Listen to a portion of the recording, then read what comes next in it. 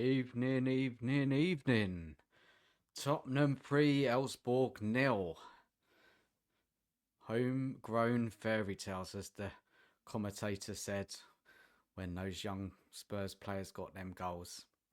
Look, the game. It was a bad game, wasn't it? Up until that first goal in 70 minutes from Scarlett.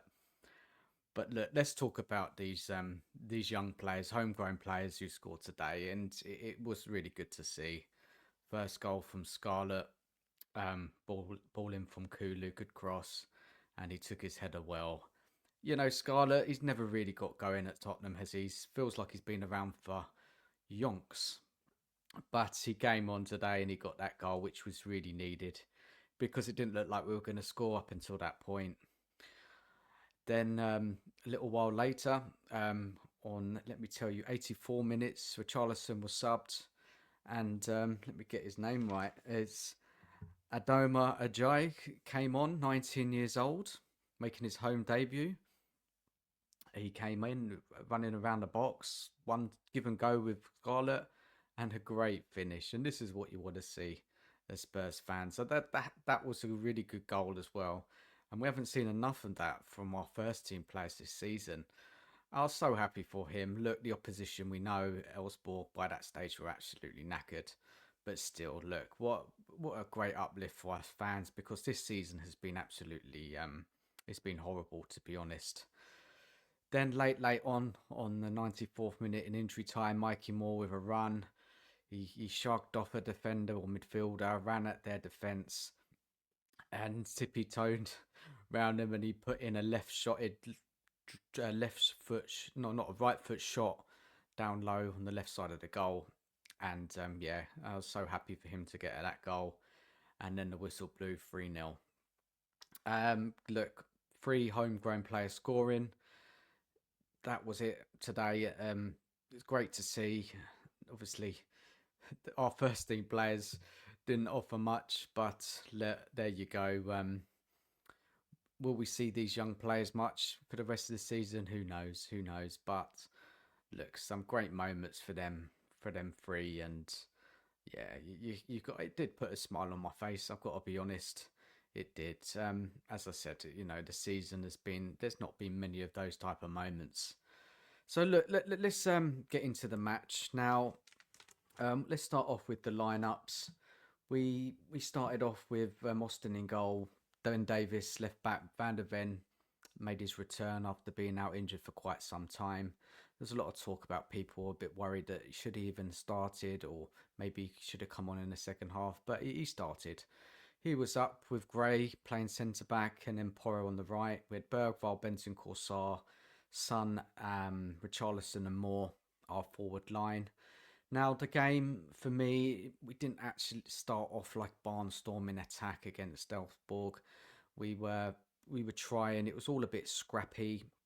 I think there was a first attempt on target with I think it was a Porro header on 23 minutes or something like that.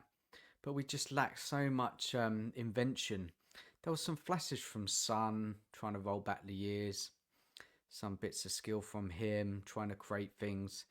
And there was a couple of saves the goalie had to make. One from Saar, and there was a shot from Moore as well. But Elfsborg, they set up obviously very defensive. What they were going to do? We all knew this. And they were working hard, defensively organised. And we just really kind of huffed and puffed in that first half. And it was all a bit of a bore fest, to be honest, when it got to half time. What I was thinking at that point is that the second half, that Elfsborg would tire throughout that second half, and then we would grab a goal. So there were some changes at half time by Ange. He took off Van der Ven, which was very sensible from him. He brought on Radu. He brought on Basuma for Bentancur. Took off Son and brought Kulusevski on. But again, we really struggled to really create anything clear cut. A lot of crosses in the box, corners, trying to get a goal. But I mean, again, Elfsborg were defending very well, and it was all a massive struggle.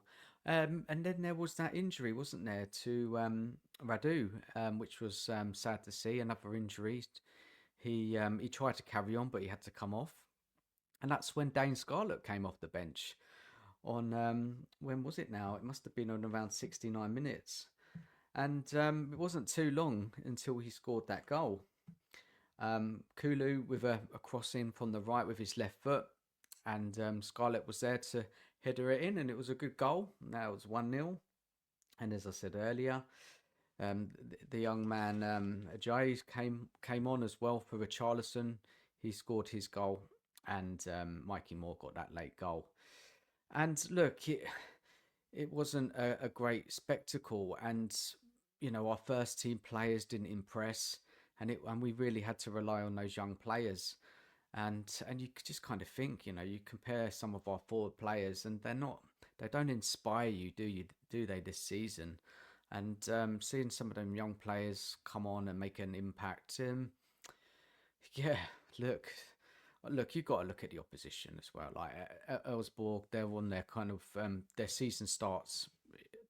They're on their kind of like not winter break, but their season finished in November, so their league season ain't even got going yet. So they've had a few friendlies, a couple of games in the Europa League. So they weren't really fully fit. They weren't match fit, but when you kind of get into a season that they're not fully ready yet. And they're not having the regular games.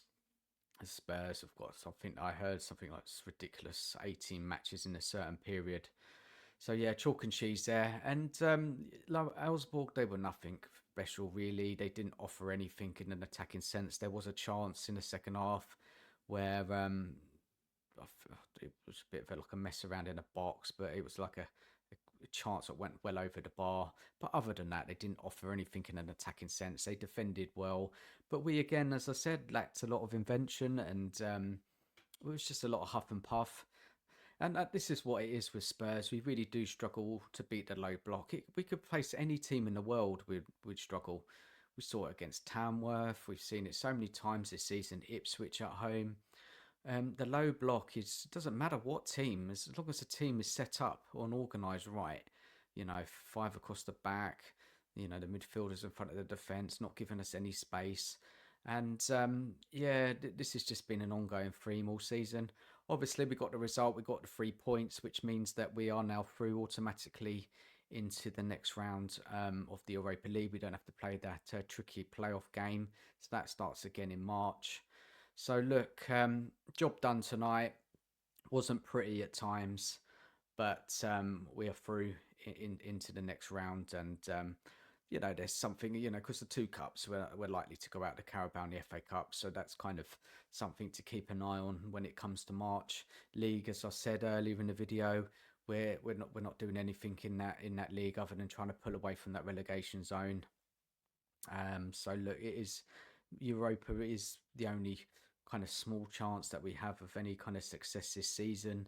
And like I've been saying, hopefully it won't be Ange who's managing that second part of the competition. But look, just to summarise, great to see the young players score. Horrible performance up until 70 minutes.